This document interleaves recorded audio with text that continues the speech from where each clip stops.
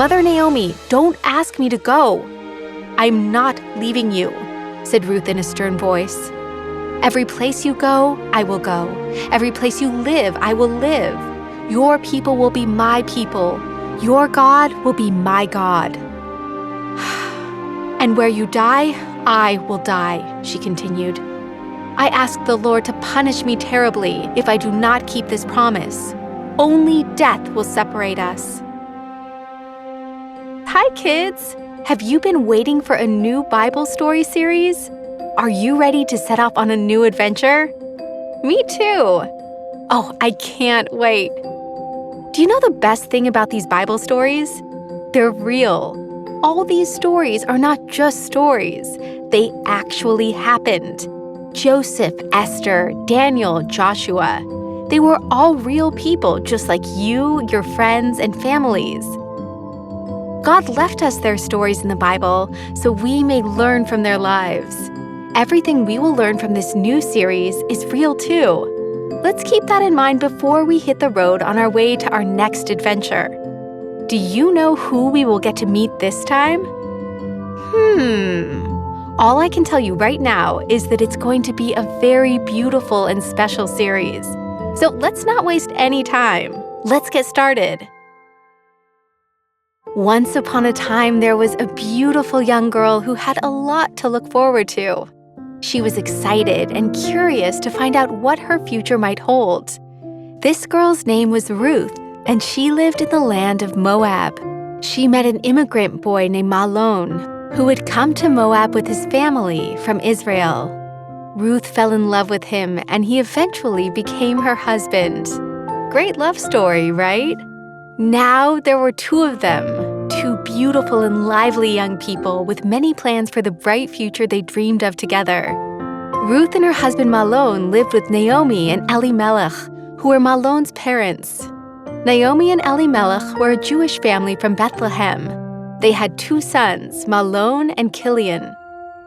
But there was a time where there was not enough food to eat in Israel, so Elimelech and his whole family had moved to Moab. There, the two sons of the family found their wives, Ruth and Orpah, and that's when Mahlon and Ruth met. Just as things seemed to be settling down for Naomi and Elimelech, they had escaped the famine in Israel and their two sons got married. Things took a totally unexpected turn. You won't believe it, but all three men of the family, Elimelech and his two sons, Mahlon and Kilian, died. We don't know the reason. The Bible does not mention it. But we do know that Naomi was left without a husband and without her two sons. What terrible news! What's even more sad is that her two daughters-in-law, Ruth and Orpah, were also left without husbands shortly after they were married. Their whole world collapsed. All their dreams and plans for the future were shattered. But there was nothing they could do. They had to move on. As Job once said, "Should we take only good things from God and not trouble?" Now Ruth and Orpah were still young and had their whole lives ahead of them. So one day, their mother-in-law, Naomi, told them, "I heard that God has taken care of his people and has given Israel food again, blessing them. Now that I have been left alone, I will return to my land, to my people. Here I am but a foreigner, and now I am all alone. But you go back to your father's homes. May the Lord show you the same kindness that you have shown me and my sons. May he take care of your future, my dears." Ruth and Orpah were Moabites. Their homeland was called Moab, and Moab was a pagan country that did not know God. Mahlon and Kilian met Ruth and Orpah in Moab when they moved there, because there was no food in Israel. But now, Naomi had no reason to stay in that pagan land when she had lost her husband and sons. All she wanted was to return to her people, back to her hometown in Israel. But when Naomi encouraged Ruth and Orpah to stay in Moab and reunite with their families, they replied, "No! We'll go with you," Ruth said. "Yes, we won't leave you alone," Orpah agreed. But Naomi answered them, saying, "My dears, you have no reason to come with me. I am too old and you are too young. Besides, Mahlon and Chilion were my only sons. Now that they're gone, who will you marry? I cannot help you anymore, unfortunately," Naomi continued. She kept thinking of a law in Israel at that time stating that if a married man died childless, it was his brother's duty to marry his wife. But because Mahlon and Chilion did not have any brothers, there was no one to take their place as husbands of Ruth and Orpah. So Naomi continued to urge her daughters-in-law to return to their homes.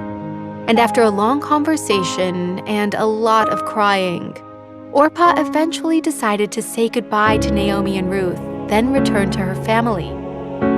But Ruth wasn't going to give up so easily. Then Naomi told her, "Ruth, my dear, you have seen that Orpah has returned to her family and her people. Do as she did. Go back to your family and continue your life in Moab."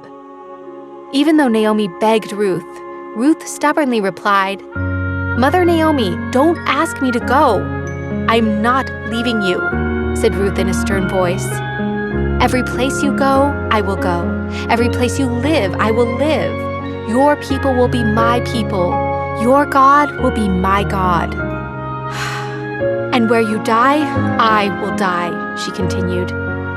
"I ask the Lord to punish me terribly if I do not keep this promise. Only death will separate us." When Naomi saw how determined Ruth was to stay with her, she gave up insisting that she should go home.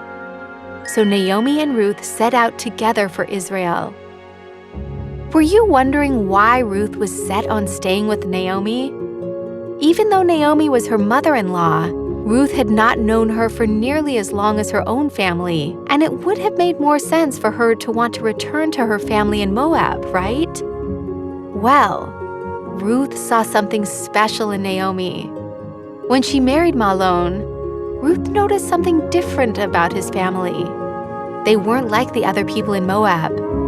Yes, they were immigrants who had a different nationality and customs than the Moabites. But beyond all that, Mahlon and his whole family, his brother Chilion and their parents Naomi and Elimelech, all served the one true God. And that's what made them special. This means, during the time Ruth was married to Mahlon, a Jewish man, she got to know not only her husband's way of living, but also his God, the one true God.